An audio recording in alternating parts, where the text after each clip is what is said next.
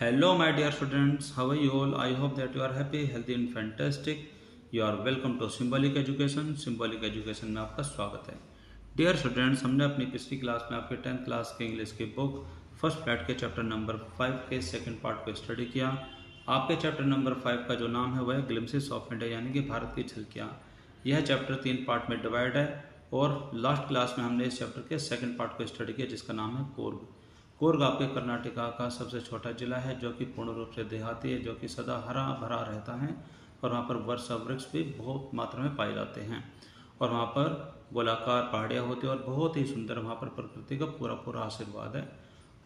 I hope कि आपने इस चैप्टर को बड़े ध्यान से सुना होगा, इसको सीखने और समझने की कोशिश की होगी और आज की क्लास में इसी चैप्टर से जुड़े हुए क्वेश्चन सीरीज को हम डिस्कस करने वाले हैं और ये देखेंगे कि इसमें जितने भी क्वेश्चन आपसे पूछे गए हैं उनके आंसर आप कैसे देंगे.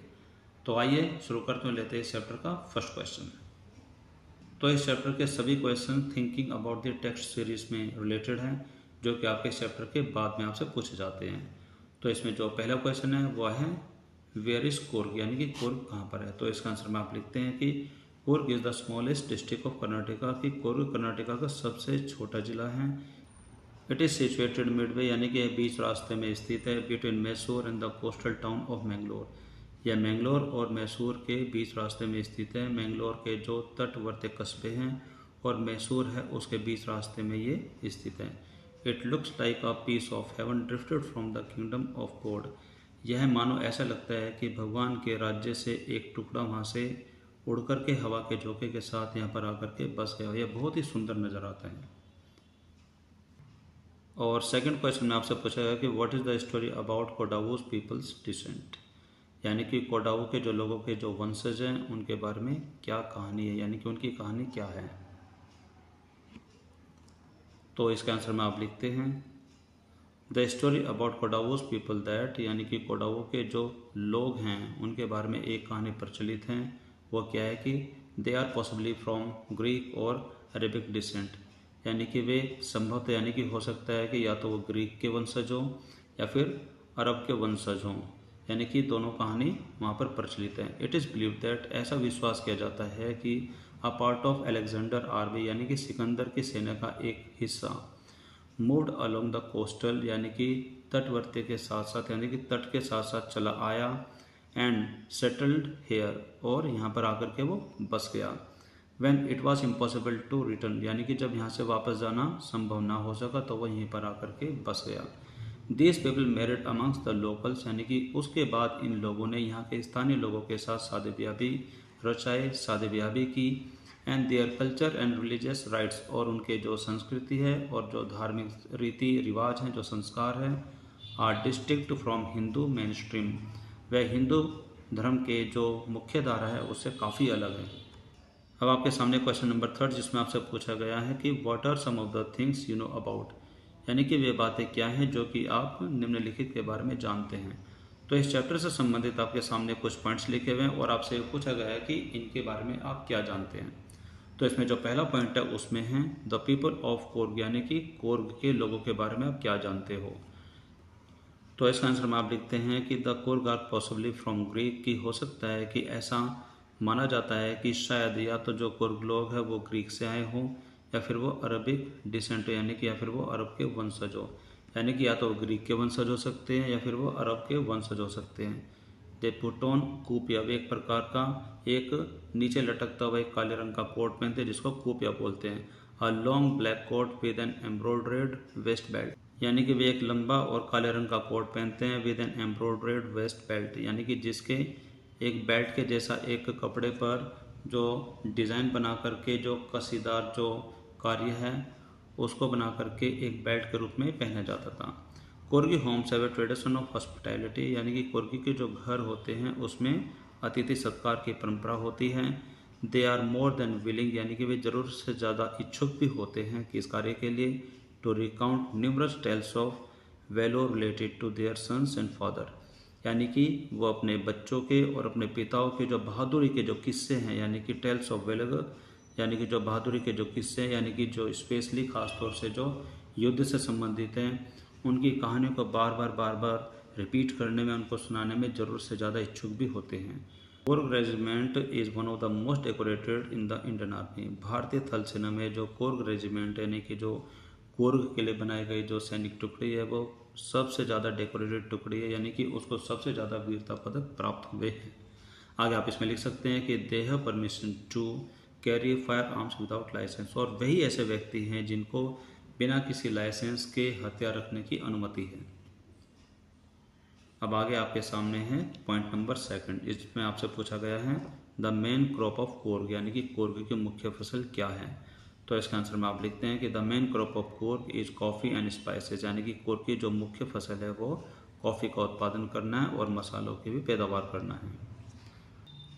पॉइंट नंबर 3, इसमें आपसे पूछा गया कि द स्पोर्ट्स, यानी कि वे खेल कौन कौन से इट ऑफर्स टू टूरिस्ट, जो कि ये वहाँ पर आने वाले टूरिस्ट को ऑफर करते हैं, यानी कि वहाँ पर आने वाले जो पर्यटक हैं उनको प्रस्तावित करते हैं। तो इसका आंसर में आप लिखते हैं कि it offers the following sports tourist, यानी कि इसमें कुछ निम्नलिखित खेल है जो कि ये वहाँ पर आने वाले जितने भी पर्यटक होते हैं उनको ऑफर करते हैं, जो कि है रिवर राफ्टिंग, यानी कि नदी में एक सपाट नाव को चलाना, और कैनोइंग यानी कि एक लंबी नाव को भी चलाना, रैपलिंग रस्सी के द्वारा पहाड़ से उतरने की जो खेल है वो भी, एंड रॉक क्लाइंबिंग और पहाड़ों पर चढ़ाई, एंड माउंटेन बाइकिंग और पहाड़ों में मोटरसाइकिल को चलाने का जो खेल है ये वहाँ पर आने वाले जो टूरिस्ट हैं उनको ऑफर करता है। पॉइंट नंबर 4 में आपसे पूछा गया कि the animals you are like to see in Coorg, कि वे कौन कौन से जानवर हैं जो कि आपको संभवतः कोर्ग में देखने को मिल जाते हैं। तो इसका आंसर में आप लिखते हैं द एनिमल, यानी कि वे जानवर हैं we are likely to see in Coorg, जो कि हम संभवतः कोर्ग में देख पाते हैं, वे हैं और एलिफेंट, वे हाथी हैं, लंगूर हैं, मेकेके यानी कि छोटी पूंछ वाले बंदर हैं, सिलेंडर लॉरिस है यानी कि ये भी एक प्रकार का बंदर होता है, मालाबार स्क्वेरल यानी कि मालाबार की जो गिलहरियाँ होती हैं वे, और इनके अलावा और भी चीज़ें हैं वहाँ पर जो कि आप देख सकते हैं। बिसाइड्स दिस, इनके साथ साथ, यानी कि वहाँ पर एक मछली होती है जिसका नाम है महाशीर, वह साफ जल की मछली यानी कि साफ पानी में पाई जाती है, थोड़े बड़े आकार की है। A large fresh water fish, यानी कि वह मछली आपको वहाँ पर देखने को मिल सकती है। वहाँ पर आप किंग फिशर्स को भी देख सकते हैं जो एक प्रकार का पक्षी होता है। बीज, मधुमक्खियाँ, तितलियाँ और बहुत सारे अन्य पक्षी भी वहाँ पर आपको देखने को मिल सकते हैं। आगे है पॉइंट नंबर 5 जिसमें आपसे पूछा गया कि it is distance from Bangalore, यानी कि बेंगलोर से इसकी दूरी को पूछा गया, यानी कि कोर्ग की दूरी को पूछा गया कि बेंगलोर से कितनी है, and how to get there, और वहाँ पर कैसे पहुँचे, आपसे ये भी पूछा गया है। आप इसके बारे में क्या जानते हो। तो इसका आंसर में आप लिखते हैं कि it is distance from Bangalore is around 250 and 260 kilometre, यानी कि यह बेंगलोर से लगभग 250-260 की दूरी पर है। वी कैन गेट देयर, हम वहाँ पर पहुँच सकते हैं, बाय एयर यानी कि हम हवाई जहाज़ से पहुँच सकते हैं, रेल से पहुँच सकते हैं, और बाय रोड भी वहाँ पर हम पहुँच सकते हैं। देयर आर फ्लाइट्स, यानी कि जो फ्लाइट्स है वो उपलब्ध हैं टू मैंगलोर फ्रॉम मुंबई, यानी कि मुंबई से मैंगलोर के लिए फ़्लाइट्स भी उपलब्ध हैं, एंड टू बेंगलोर, और बेंगलोर के लिए भी फ़्लाइट्स उपलब्ध हैं। वो कहाँ कहाँ से हैं, वो आपको मिल जाएंगे अहमदाबाद से, चेन्नई से, दिल्ली से, हैदराबाद से, कोची से, कोलकाता से, और मुंबई और पुणे से भी आपको मैंगलोर के लिए फ़्लाइट्स मिल जाएंगी। आगे आप इसमें लिख सकते हैं कि अगर आप रेल से जाना चाहते हैं द नियरेस्ट रेल हेड्स, यानी कि जो मुख्य रेलवे स्टेशन है वो आपको मैसूर में आपको मिल जाएगा, मैंगलोर में मिल जाएगा, एंड हसन में मिल जाएगा, यानी कि ये 3 जगह पर आपको मुख्य रेलवे स्टेशन भी मिल जाएंगे। आप वहाँ पर बाय रोड भी जा सकते हैं। उसके अलावा यहाँ पर लिखेंगे the road root via Mysore, यानी कि मैसूर से होता हुआ जो रास्ता है it is the most frequent one, यानी कि यह सबसे ज़्यादा प्रयोग में लाया जाने वाला रास्ता, यानी कि ज़्यादातर लोग इसी रास्ते से जाते हैं। और वहाँ पर जाने के लिए एक अन्य रास्ता और भी जिसके लिए आप लिखते हैं कि द अदर रूट, एक अन्य रूट ये भी है, is via Nelamangala, Kunigal and Channarayapatna, जो कि इन तीनों स्थान से होता हुआ जाता है। अब आपके सामने क्वेश्चन नंबर 4 जिसमें आपसे पूछा गया कि हेयर आर 6 सेंटेंस, यानी कि यहाँ पर 6 वाक्य दिए गए हैं विद सम वर्ड्स, कुछ ऐसे शब्दों के साथ इन इटैलिक, जो कि इटैलिक तरीके से लिखे हुए, यानी कि थोड़े तिरछे लिखे हुए हैं। Find phrases from the text, यानी कि इस चैप्टर में पढ़ते हुए उन वाक्य के हिस्सों का आप ढूंढिए that have the same meaning, जो कि उनमें से इन तिरछे लिखे हुए शब्दों का और उनका मीनिंग एक ही हो। Look in the paragraphs indicated, और यहाँ पर एक संकेत के रूप में पैरा नंबर भी आपके सामने लिखा हुआ है। तो जो पहला पॉइंट है इसमें आपसे पूछा गया कि ड्यूरिंग मानसून, यानी कि मानसून के दौरान इट रेन्स सो हेविली, यहाँ पर बहुत ही भारी वर्षा होती है, that tourist don't visit Coorg, यानी कि पर्यटक कुर्ग में जाते नहीं हैं। तो ये जो बात है हमें कौन से पैराग्राफ से पता चलती है, कौन सी लाइन से पता चलती है? तो इसका आंसर में आप लिखते हैं कि ड्यूरिंग मानसून, यानी कि मानसून के दौरान it pours enough to keep many visitors away, यानी कि वहाँ पर इतनी बारिश होती है जो कि विजिटर्स को वहाँ से दूर रखने में काफ़ी होती हैं। तो जो ये सेंटेंस है हमारे पास, it pours enough to keep many visitors away, तो specially to keep many visitors away, इससे हमें पता चलता है कि इन शब्दों का, और ऊपर जो आपके सेंटेंस में जो पूछा गया है that tourist don't visit Coorg, यानी कि इन दोनों सेंटेंस का मीनिंग सेम है। अब ऐसे ही बात को पॉइंट नंबर 2 में भी पूछा गया, जिसमें आपके सामने सेंटेंस है कि सम पीपल से दैट, यानी कि कुछ लोग कहते हैं कि अलेक्जेंडर्स आर्मी, जो सिकंदर की जो सेना है, move south along the coastal, यानी कि साउथ के वो तट के सहारे आती चली गई, एंड सेटल हेयर, और यहाँ पर वो बस गई। ये बात आपको पैरा नंबर 3 में लिखी हुई है। अब इस बात को मैच करने के लिए पैरा नंबर 3 का कौन सा वो सेंटेंस है जो कि इस चैप्टर में दिया गया है, उसको हमें मैच करना है। तो इसका आंसर में आप लिखते हैं कि एज वन स्टोरी गोज, जैसे कि वहाँ पर एक कहानी प्रचलित है, a part of Alexander's army, यानी कि सिकंदर की आर्मी का एक हिस्सा मूड अलोंग द कोस्ट, यानी कि तट के साथ साथ वो साउथ में चला आया, एंड सेटल्ड हेयर, और वो यहीं बस गया। प्रैक्टिकल, यानी कि जब यहाँ से वापस जाना व्यवहारिक नहीं रहा, यानी कि पॉसिबल नहीं रहा, तो वो यहीं बस गया। लेकिन दोनों सेंटेंसेस में से कौन से वर्ड्स हैं जो कि दोनों एक जैसा मीनिंग इसमें रखते हैं? तो सम पीपल से कुछ लोग कहते हैं, तो इसका पूरा सेम मीनिंग इसमें मिलेगा। एज वन स्टोरी गोज, यानी कि ऐसी कहानी प्रचलित है। तो इन दोनों सेंटेंस का जो ये हिस्सा है, इन दोनों का मतलब सेम ही है। पॉइंट नंबर 3, जिसमें आपसे पूछा गया कि द कुर्ग पीपल, यानी कि जो कुर्ग के जो लोग होते हैं, are always ready to tell stories, वे हमेशा कहानी सुनाने के लिए तैयार रहते हैं, of their son and father valour, यानी कि वह अपने बेटों की और अपने पिताओं की जो बहादुरी की जो कहानी उसको सुनाने में हमेशा तैयार रहते हैं। तो इस सेंटेंस में जो आर ऑलवेज रेडी टू, यानी कि हमेशा कहानी सुनाने के लिए तैयार रहते हैं, इस बात का हमें कौन से सेंटेंस में कौन से वर्ड से पता चलेगा? पैरा नंबर 4 में। तो इसका आंसर में आप सेंटेंस लिखेंगे कि they are more than willing, यानी कि वे जरूरत से ज़्यादा इच्छुक रहते हैं, to recount numerous tales of valour, यानी कि अनेकों प्रकार के जो बहादुरी के किस्से होते हैं, related to their sons and father, अपने बच्चों से संबंधित और अपने पिताओं से संबंधित जो बहादुरी के जो किस्से हैं, स्पेशली जो युद्ध से संबंधित होते हैं, उनको सुनाने के लिए वह हमेशा ज़रूरत से ज़्यादा इच्छुक रहते हैं। तो इसमें जो सेंटेंस में पूछा गया कि are always ready to tell, यानी कि वे हमेशा सुनाने के लिए तैयार रहते हैं, इस सेंटेंस में जो वर्ड है और जो आपने आंसर में लिखा है कि they are more than willing, तो इन दोनों जो सेंटेंस के जो हिस्से हैं, दोनों का मीनिंग एक जैसा है।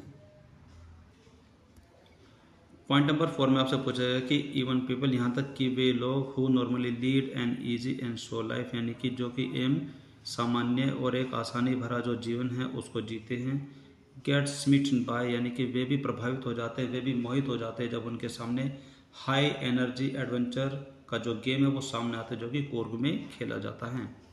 तो यही बात पैरा नंबर 6 में कौन से सेंटेंस में लिखी गई? तो इसका आंसर में आप लिखते हैं the most laid back individuals, यानी कि वे आराम प्रस्त जो लोग होते हैं, यहाँ पर यही इस सेंटेंस का जो मतलब है। The most laid back individuals, यानी कि वे ज़्यादा जो आराम प्रस्त जो लोग होते हैं, become convert to life of high energy adventure, यानी कि वे भी मोहित हो जाते हैं, वे भी इस खेल को खेलने में बदल जाते हैं, पूर्ण रूप से चेंज हो जाते हैं। Of high energy adventure with river rafting, जो कि नदी में सपाट नाव को चलाना, कैनोइंग, जो कि लंबी संकरी नाव को चलाना, रैपलिंग, पहाड़ों से रस्से के द्वारा नीचे उतरना, रॉक क्लाइंबिंग, पहाड़ों पर चढ़ना, एंड माउंटेन बाइकिंग, और पहाड़ों के बीच में मोटरसाइकिलों को चलाने जैसे जो ऐसे ऊर्जा से भरे हुए जो खेल हैं उनको खेलने के लिए वे लोग भी तैयार हो जाते हैं, जो कि आमतौर पर सामान्य जीवन जीते हैं। तो जो ये बात ऊपर आपसे पूछे कि even people who normally lead an easy and show life get smitten by, इस चीज़ का पता हमें इन 2-3 वर्डों से चल जाता है। The most laid back individuals became converts to life of high energy adventure with their river rafting. तो इन शब्दों से पता चलता है कि इनका और इनका जो अर्थ है वो एक जैसा है। आगे पॉइंट नंबर 5 में आपसे पूछा गया कि the theory of the urban origin, यानी कि अरब मूल का जो सिद्धांत है, इज सपोर्टेड बाय, यानी कि उसका समर्थन किया जाता है, यानी कि उसको समर्थन दिया जाता है by the long coat with embroidered waist belt they wear, यानी कि एक ऐसे बेल्ट नुमा एक कपड़ा जो कि एक डिज़ाइन बनाया जाता है जिसको एक बेल्ट के रूप में बदल दिया जाता है और जो उसको वो अपने कोट के बीचों बीच एक बेल्ट की तरह पहनते हैं। उससे उनका जो अरब का जो मूल है, जो उसका सिद्धांत है, उसका समर्थन किया जाता है। यह है पैरा नंबर 3 में। तो इसका आंसर में आप लिखते हैं कि the theory of the Arab origin drew support, यानी कि जो अरब मूल का जो सिद्धांत है वह समर्थन प्राप्त कर लेते हैं, यानी कि उसको समर्थन मिल जाता है from the long black coat, एक लंबे काले रंग के कोट से, with an embroidered waist belt, जो कि एक कपड़े से बनी हुई एक बेल्ट की तरह जिसके ऊपर एक कासीदार का कार्य किया जाता है, नहीं जिसके ऊपर एक डिज़ाइन बनाया जाता है। वॉन बाय कोडावोस, जिसको कोडावोस लोग पहनते हैं। तो यानी कि पैरा नंबर 3 में ये एक सेंटेंस है जिसमें आपके सामने एक वर्ड लिखा गया है कि draw support from the long, यानी कि जो ये सेंटेंस का जो ये हिस्सा है और आगे जो ऊपर आपसे पूछा गया कि सपोर्टेड बाय, तो इन दोनों सेंटेंस के जो हिस्से हैं इन दोनों का अर्थ समान है। आगे हम देखते हैं पॉइंट नंबर 6 में आपसे क्या पूछा गया। पॉइंट नंबर 6 में आपसे पूछा गया कि मैकेक यानी कि छोटी पूंछ वाले बंदर, मालाबार स्क्वेरल यानी कि मालाबार के जो गिलहरियाँ हैं, ऑब्जर्व यू केयरफुली, वे आपको ध्यान से देखते हैं, फ्रॉम द ट्री कैनोपी यानी कि पेड़ों में छिप करके, जो छत की तरह से जो पेड़ फैले हुए वहाँ पर उनमें छिप छिप करके वो आपको ध्यान से देखते हैं, वो आपको ऑब्जर्व करते हैं।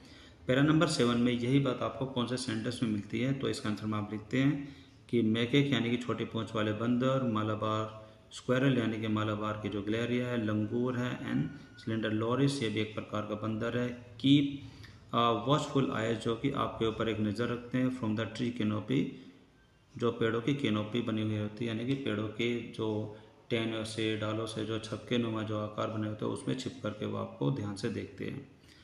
तो इसमें जो आपसे पूछा गया है कि ऑब्जर्व केयरफुली, जो ये सेंटेंस में जो ये हिस्सा है जो आपसे पूछा गया है ये, और कीप अ वॉचफुल आइज, जो ये बात है, ये दोनों जो पॉइंट हैं दोनों का अर्थ सेम है, समान है।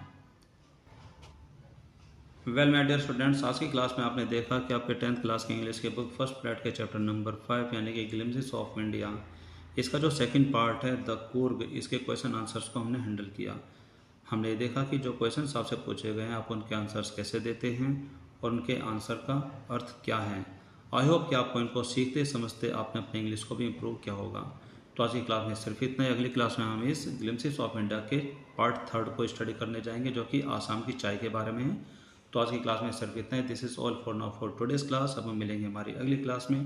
Till then take care, bye bye, have a nice day.